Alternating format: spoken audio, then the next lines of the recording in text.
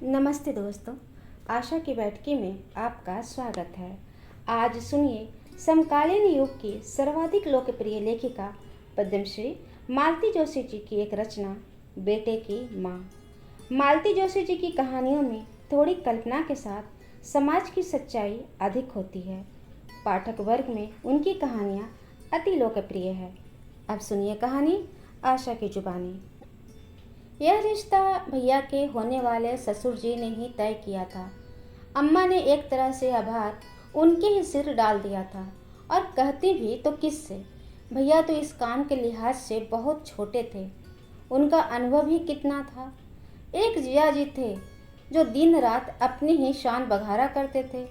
अम्मा पर जब तब एहसान जताते रहते कि उनकी बिटिया का हाथ थामकर उन्होंने उपकार किया था।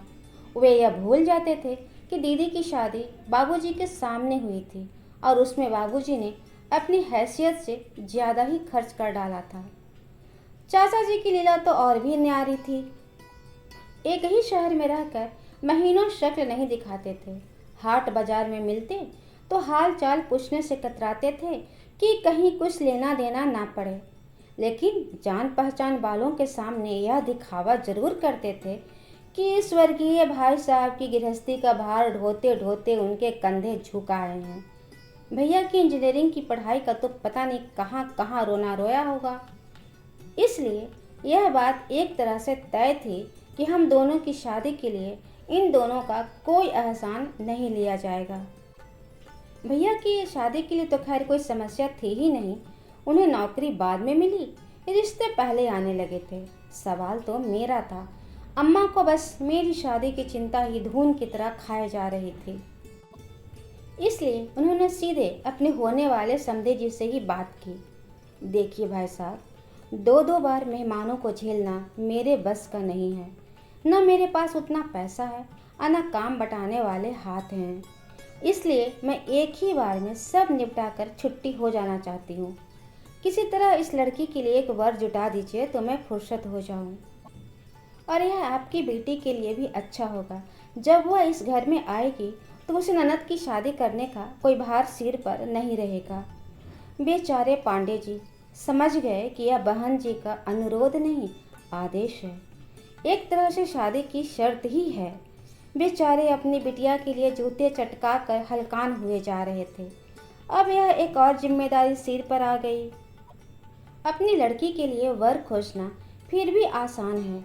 आपको अपने हैसियत का, औकात का पता होता है। भले बुरे की जिम्मेदारी भी आपकी अपनी होती है।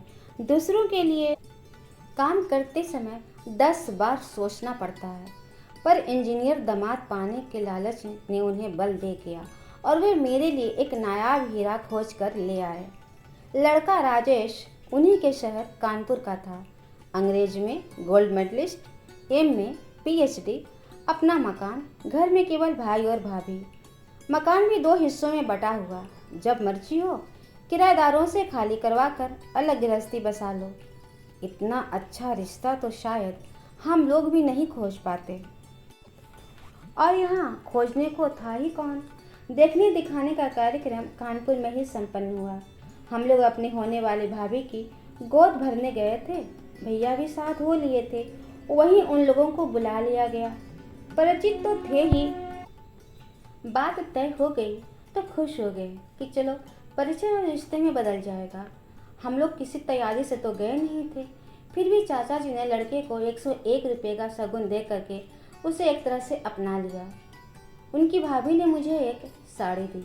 सगाई के लिए साइट ढूंढने की बात थी तो उनके भाई बोले, मैं इन ढकोसलों में विश्वास नहीं करता। बात तो हो ही गई है, अब आप शादी की तैयारी कीजिए। सब लोग बहुत खुश हुए।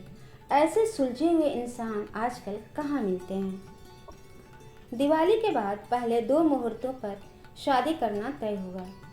बीच में 2 दिन का अंतराल था जो कि जरूरी था। इस बीच थोड़ा सा व्यावहारिक आदान प्रदान भी शुरू हो गया था, जैसे जन्मदिन की बधाइयाँ, उपहार आदि। सावन में हमने होने वाली भाभी के यहाँ राखी डोरा भेजा। मेरे ससुराल से भी सामान आया। शुरू शुरू में हम लोग पत्र भी लिखते थे। भैया एक आध बार तो वहाँ मिल भी आए थे। फिर देखा कि अम्मा को यह सब कुछ अच्छा नहीं लग रहा है, तो संयम कर लिया। 3-4 महीनों की ही तो बात थी। जून के अंत में होने वाली भाभी का रिजल्ट निकला था। इंग्लिश में गोल हो गई थी। भैया बहुत बिगड़े। मैं तो इंग्लिश लिटरेचर देख कर ही रिझा था उस पर, नहीं तो आजकल बीए पास लड़कियों को पूछता कौन है। उन्होंने फौरन अपने होने वाले बहनोई राजेश को पत्र लिखकर अनुरोध किया कि समय निकालकर उनकी होने वाली पत्नी सुषमा को थोड़ा सा पढ़ा दें। मेरे लिए प्रतिष्ठा का प्रश्न है। तब भैया कहाँ जानते थे कि अबे अपने ही पैरों पर कुल्हाड़ी मार रहे हैं। अम्मा के उत्साह का अंत नहीं था। अपनी गठिया बात सब कुछ भूलकर वे तैयारी में जुट गई थी। उनकी खरीदारी जैसे खत्म ही नहीं हो पा रही थी। एक से एक गहने, एक सी साड़ियाँ, एक से स्वेटर्स, एक से सूट। बेटी और बहू में, बेटे और दामाद में कोई फर्क नहीं कर रही थी। जो भी घर में आता उनके सामने वे अपना बक्सा खोल कर बैठ जाती, उनकी प्रशंसा पाकर खुश होती। बाबूजी की मृत्यु के बाद पहली बार हमने उन्हें इतना खुश देखा। फिर उस खुशी का पता नहीं किसकी नजर लग गई। पितृपक्ष तक तो अम्मा दम साधे बैठी रही, पर नवरात्रि शुरू होते ही वे हरकत में आ गई। और वह जरूरी भी तो था। 2 शादियां थी, कोई मजाक तो था नहीं। उन्होंने फौरन होने वाले भाभी के पिता को पत्र लिखा कि वे कैसा इंतजाम कर रहे हैं, कितनों का कर रहे हैं, लिख भेजें ताकि लोगों को उसी प्रकार आमंत्रित किया जा सके। फिर अपने होने वाले दामाद राजेश के भाई साहब को भी लिखा कि कितने लोग आप लोग आ रहे हैं, कैसी व्यवस्था चाहते हैं आप, लिख भेजें ताकि यहाँ सब सिलसिलेवार हो सके। बैंड बाजा आप अपने लाएंगे या हम यहाँ ठीक करें? क्या आपकी बारात में महिलाएं होंगी? क्या उनकी अलग व्यवस्था करनी होगी? वगैरह वगैरह। अम्मा ने लगातार कोई 3-4 चिट्ठियाँ लिखी होंगी, पर कोई उत्तर नहीं आया। फिर टेलीग्राम किए गए, पांडे जी ने उसे भी पी गए, पर राजेश के भाई साहब को 1-2 लाइन का पोस्ट कार्ड जरूर आया कि हो सके तो तारीख आगे बढ़ा दें आप। अम्मा तो एकदम बौरा गई। तारीख आगे बढ़ाना कोई मजाक है? यहाँ सबका बयाना दिए बैठे हैं, वह तो डूब ही जाएगा। फिर दोबारा व्यवस्था होना क्या इतना सरल है? 4 महीने पहले से हॉल बुक कराना होता है। समय पर न हलवाई मिलते हैं, न बैंड बाजे वाले, शामियाना तक बुक हो जाते हैं। हार कर अम्मा ने जीजा जी को कानपुर भेजा कि ठीक से सारी बातें तय करके आए। किया धरा तो उन्होंने कुछ भी नहीं, उल्टे जिया जी आते ही बरस पड़े। ऐसी ही बेइज्जती करवानी हो तो आगे से हमें न भेजा कीजिए। लेकिन आखिर हुआ क्या? अम्मा चिंतित थी। होना क्या था? लोगों ने तो हमें हरकारा समझ लिया, किसी ने सीधे मुंह बात तक नहीं की। और राजेश जी तो मुझे देखते ही सीधे दिल्ली खिसक गए। बोले जरूरी सेमिनार है। उनके भाई साहब बुखार का बहाना बनाकर कमरे में दुबक गए। बस एक भाभी थी जो हमें घंटे भर चाय नाश्ता करवाती रही, जैसे मैं वहाँ सिर्फ पेट भरने के लिए गया हूँ। तो आप पांडे जी को साथ ले लेते। वाह क्या कहने हैं। अरे आपके होने वाले समधी पांडे जी के यहाँ तो हमें किसी ने पहचाना तक नहीं। सुषमा ने भी नहीं पहचाना। कहा तो अम्मा जी दरवाजे से ही टरका दिया। कह दिया कि पांडे जी 3-4 दिन के लिए बनारस गए हैं, जब वे लौट आएंगे तब आइएगा। कसम है मुझे जो अब मैं उनके दरवाजे थूकने भी जाऊं। अम्मा तो सच में डर गई। जिया जी से अपमान का बदला भैया की शादी में जरूर निकालेंगे, इसमें संदेह नहीं था हम लोग को।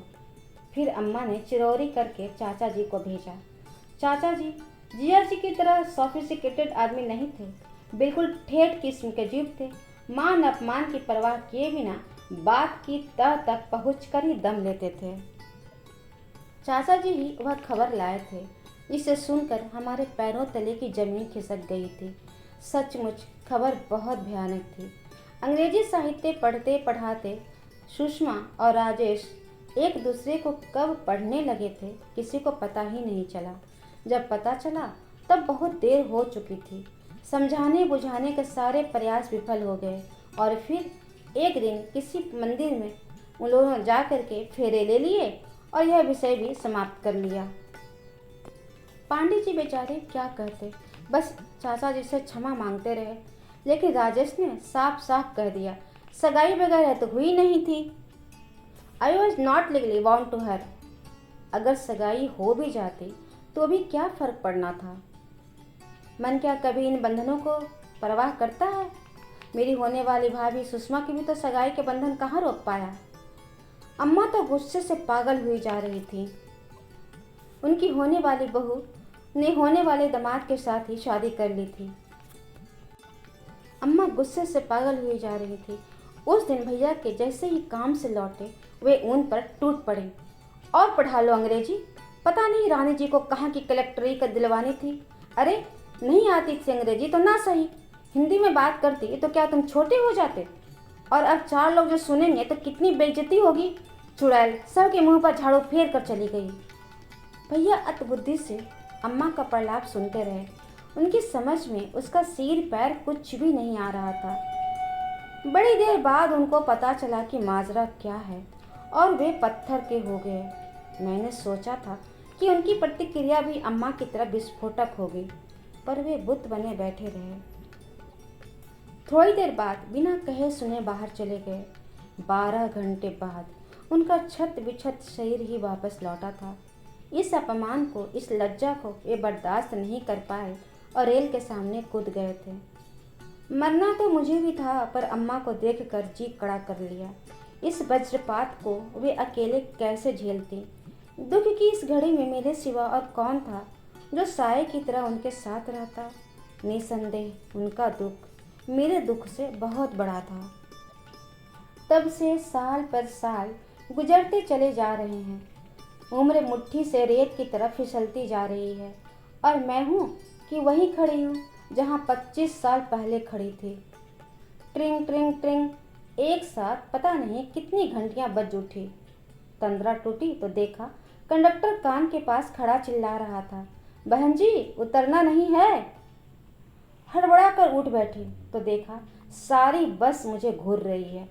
कंडक्टर रोज का परिचित था, इसलिए सज्जनता बरत रहा था, पर यात्रीगण मुझे क्या क्षमा करते। यह आधे मिनट की देरी भी उनके लिए असहनीय थी, इसलिए उतरते समय कितनी ही फप्तियाँ सुनने पड़े। आजकल तो लेडीज भी भांग पत्ती खाकर चलने लगी हैं भाई। अरे किसी के ख्यालों में खो गई होंगी इस उम्र में। शर्म से गड़ गई मैं। रास्ता चलते हुए भी जैसे ये आवाज़ें मेरा पीछा करती रही और मैं कुढ़ती रही। क्या जमाना आ गया है, लोगों में जरा भी लिहाज नहीं रह गया है। जो मुंह में आया बक देते हैं, साथ वाले भी उन्हें टोकते नहीं, उल्टे ही करके हंस देते हैं। चलते चलते मैं अचानक ठिठक गई। अपने भुन भुनाते मन को मैंने ठीक से टटोला तो स्तब्ध रह गई। मुझे ज़्यादा वह उम्र वाला फिक्रा ही चुभा था। गोया 43 साल की उम्र में कोई किसी के ख्यालों में डूब ही नहीं सकता। अगर यह सच होता तो क्या मैं अतीत को इतनी बारीकी से याद रख पाती? क्या उस भयावह अनुभव को फिर से जी पाती? अतीत के चलचित्रों में जो बार बार झांक रहा था, मुझे झकझोर रहा था, वह चेहरा किसका था? निसंदेह वह चेहरा मेरे होने वाले पति राजेश का ही तो था। और इतने दिनों से मैं यह भ्रम पाले हुए थी कि मैं सब कुछ भूल चुकी हूँ। वक्त का तकाजा भी वही था। इस उम्र में कितनी हिकारत से कहा था उस लड़की ने, जैसे किसी को याद करने का ठेका सिर्फ यौवन ने ले रखा हो। और 43 साल की उम्र में क्या कोई बूढ़ा हो जाता है? खैर उसका भी क्या दोष है। मेरा सूखा शरीर, रूखा चेहरा और खिचड़ी बाल देखकर अक्सर ही लोग मुझे 50 के पार पहुंचा देते हैं। कई बार मन होता है कि बाल को रंग लिया करूं, पर हिम्मत नहीं होती। अम्मा की घूरती निगाहों से डर लगता है। कई बार इच्छा होती है अम्मा कभी तो कहे कि तू कैसी होती जा रही है, कभी तो उसे मेरी चिंता हो, कभी तो कहे कि जरा अपने सेहत का ख्याल किया कर बेटी। पर अम्मा कभी कुछ नहीं कहती। उन्हें अपना ही रोना रोने से फुर्सत नहीं मिलती। दिन भर बिसूरना और उनवास भरना, उनके पास बस यही दो काम रह गए हैं। अम्मा तुम्हें वो मिसेज अहिरवार याद है? हाँ याद है, क्यों, क्या हुआ? उसी मिसेज अहिरावर की बहन का लड़का उनके यहाँ आया हुआ है।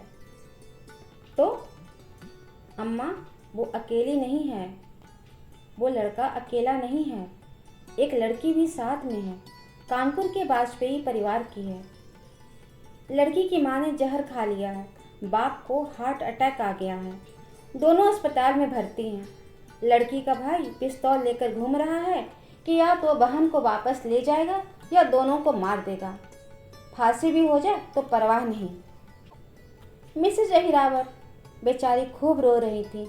इतना गुणी लड़का है, बैंक में ऑफिसर है, बहन की सारी आशाएं उसी पर टिकी हुई हैं। यह तो लड़की भगाने से पहले सोचना था ना उसे। उसने भगाई नहीं है अम्मा, लड़की खुद उसके साथ आई है। वह कोई बच्ची नहीं है, उसके साथ बैंक में काम करती है। पढ़ लिख कर यही तो होगा। अम्मा का यह तकिया कलाम है, जहाँ कुछ उल्टा सीधा सुना सारा दोष पढ़ाई के सिर मट दिया। जैसे पढ़ लिख कर सभी लड़कियां आवारा हो जाती हैं। एक मैं भी तो हूँ, पढ़ी लिखी हूँ, नौकरी कर रही हूँ, फिर भी पिछले 25 सालों से जोग धारण किए बैठी हूँ कि नहीं। पर अम्मा की आंखें मुझे कभी शायद देखती ही नहीं। अम्मा, जानती हो उस लड़की के माँ बाप कौन हैं? कौन? वही जो कभी तुम्हारी बहू सुषमा और दामाद राजेश बनने वाले थे। सुषमा और राजेश? अम्मा का मुंह खुला का खुला रह गया। नाम और गले जरा परिचित लगा ना अम्मा, तो मैंने कुरेद कर पूछ लिया। मेरा ख्याल है कि हम बिटिया का विधिवत कन्यादान कर ही दें। किसी दिन वह तुम्हारी पोती हो सकती थी अम्मा। खबरदार, अम्मा दहाड़े, उस कुलक्षणी। प्लीज अम्मा।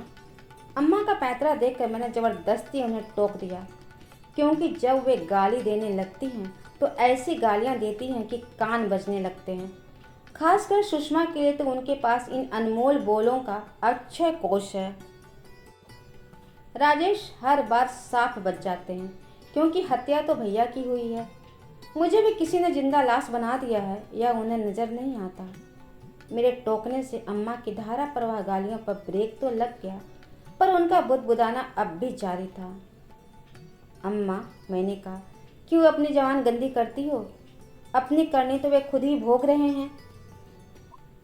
बिट्टू, यह तो होना ही था। बबूल में भी कभी आम फले हैं? ऐसी माँ की कोख से सती सावित्री तो पैदा होने से रही।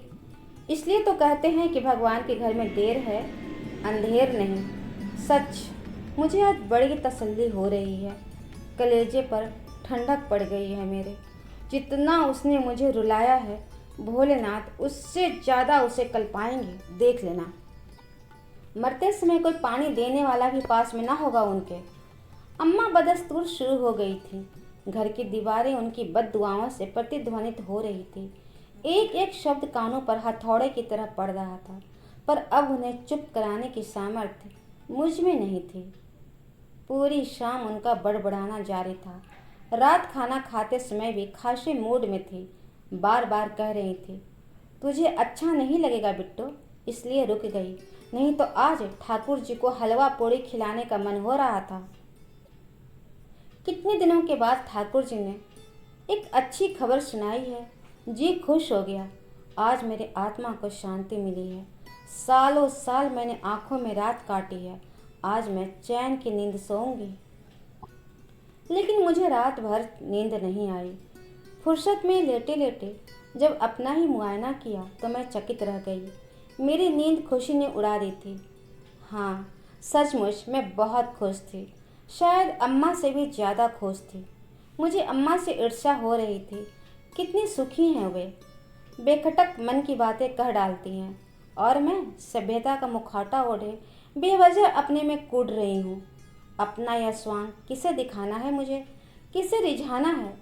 मैं खुलकर कहती क्यों नहीं कि आज मेरे कलेजे पर भी ठंडक पड़ी है, मेरी बद्दुआएं भी रंग लाई है। राजेश और सुषमा, तुम दोनों ने हम भाई बहनों की जिंदगी उजाड़ दी थी। आज तुम्हारे दोनों बच्चों के सिर पर भी काल नाच रहा है। ईश्वर ने बहुत सही न्याय किया है। पर मज़े की बात यह थी कि मेरा सारा रोष आक्रोश राजेश के लिए था। सुषमा को तो मैंने कब का बरी कर दिया था। नींद नहीं आ रही थी, फिर भी दम साधे पड़ी रही। करवट बदलते हुए डर लग रहा था। कमरे के दूसरे छोर पर अम्मा की चारपाई थी। बहुत दिनों के बाद चैन की नींद सोई थी। सोचा अपनी खटर पटर से उनकी नींद क्यों खराब करूं। 3 बजे तक तो मैंने किसी तरह सब्र किया, फिर उठना ही पड़ा। मैंने बिल्कुल आहिस्ता बिस्तर छोड़ा, दबे पाँव भीतर गई। बाथरूम का दरवाज़ा, पानी का मटका बहुत धीरे से खोला और बंद किया। जरा भी आवाज़ न होने दी। आवाज़ के डर से भी बिजली का स्विच तक नहीं दबाया। उसी तरह दबे पाँव लौटकर कमरे में आई। देखा अम्मा की चारपाई खाली थी, और शायद वह बड़ी देर से खाली रही होगी, क्योंकि देर तक जागने के बावजूद मुझे उनके खांसने खखारने की आवाज़ सुनाई नहीं दी थी। कहाँ चली गई अम्मा? भीतर तो नहीं थी। मैंने बाहर झांका। बरामदे की जाली से लगी वे एक टक बाहर निहार रही थी। अम्मा, मैंने आवाज़ दी। वे चौंकी। उन्होंने पलट कर देखा। उनकी आंखें डबडबाई हुई थी। शाम को उल्लास से दमकता उनका चेहरा बुझ सा गया था। क्या बात है अम्मा, नींद नहीं आ रही है? उत्तर में उन्होंने फिर शून्य में नजरें गड़ा दी। डूबती सी आवाज़ में बोली, सब किस्मत की बात है लल्ली। एक वह बेटा है जो घर की आन बान के लिए मरने मारने को उतारू हो गया है। घर से भागी बहन के पीछे वह पिस्टल लेकर घूम रहा है।